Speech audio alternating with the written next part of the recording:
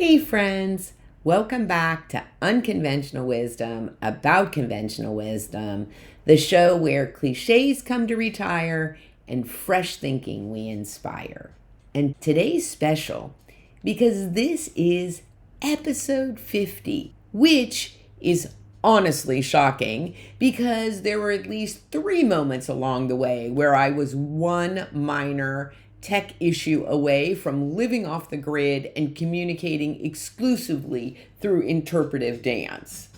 But here we are, 50 episodes in, less than a year, still standing, still curious, still allergic to that's just how it's done. This episode is going to be a little different. It's not a how-to, and it's not a guest interview. It's not me picking a fight with a leadership cliche. Although, don't worry, we will be back to our regularly scheduled programming in the next episode. This is a celebration episode. A pause. A big, heartfelt thanks to the people who made this show possible. The guests, the listeners, and the behind-the-scenes team who keeps this train running on the tracks. Because here's what I know. A podcast looks like a solo act, but it's never a solo act. To every guest who's come on the show, thank you. Thank you for showing up with your expertise, your honesty, your stories, your stumbles, and your I'm still figuring this out. And I thought I was the only one. You didn't just give us content. You gave us permission.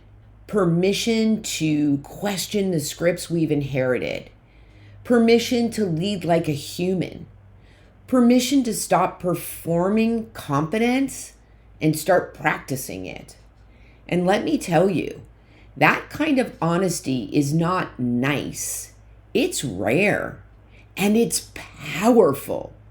So to every guest who shared their experience, their insights, and their heart, thank you for helping us build a library of conversations that actually matter. Now, listeners, whether you've been here since episode 1 or you just found the show last week because the algorithm decided you needed a little less grind set and a little more truth, thank you. Thank you for the messages. Thank you for the shares. Thank you for the reviews. Thank you for telling your colleagues, your team, your best friend, your cousin, who's totally fine, but is clearly one email away from a breakdown. You gave this show momentum.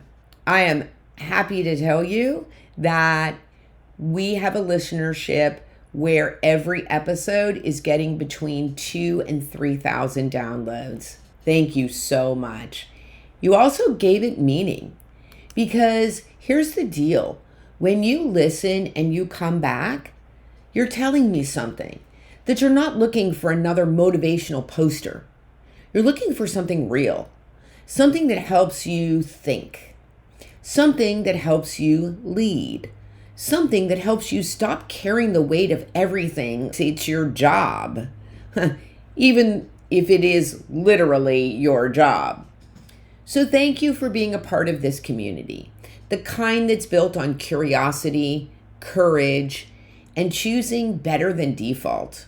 And now I need to thank the people who don't get enough credit in podcast land, my team, the ones behind the scenes who take my big ideas and turn them into actual episodes you hear without random keyboard sounds, emotional spiral edits, or me forgetting which episode I'm on and what day it is. Actually, truth be told, what it really is, it's typically me pronouncing my guest's last name wrong, and they make me look good. You are the reason that this show is consistent. You are the reason it sounds good.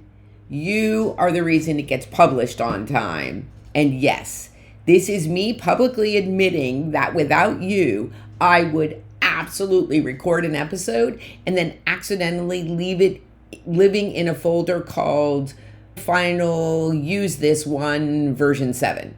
So thank you for your creativity, your steadiness, your systems, your patience, and for implementing every crazy idea I have. You make this possible, and I am so grateful. 50 episodes in, here's what I've learned. Conventional wisdom isn't always wrong, but it's often incomplete.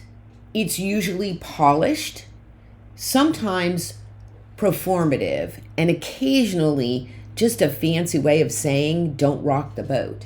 But leadership requires rocking the boat sometimes. Not for drama, not for ego, but for truth and for growth and for alignment, and most of all for sanity. And what I have heard again and again from guests and listeners is this: most people aren't struggling because they're lazy or broken or unmotivated. They're struggling because they're trying to succeed inside systems and expectations that were never designed for them. So if you've taken anything from the show so far, I hope it's this: you're allowed to question the rule book. You're allowed to rewrite it. You're allowed to lead with both competence and heart. And you don't have to do it alone. If this podcast has helped you, if it's made you think differently, lead differently, speak up differently, do me a favor. Share this episode with one person who needs it. One person who's capable, brilliant, and quietly caring too much.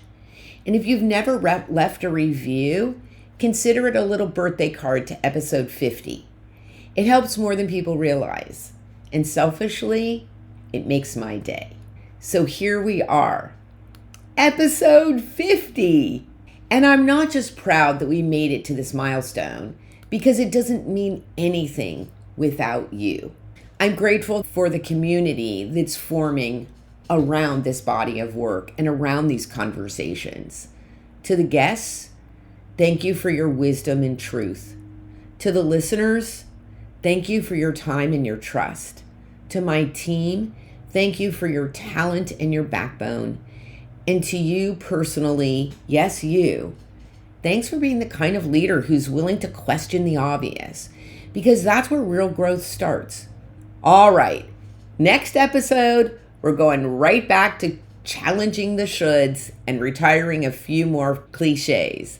But for today, we celebrate, we appreciate, and we keep going. Because fresh thinking isn't a one-time thing, it's a practice.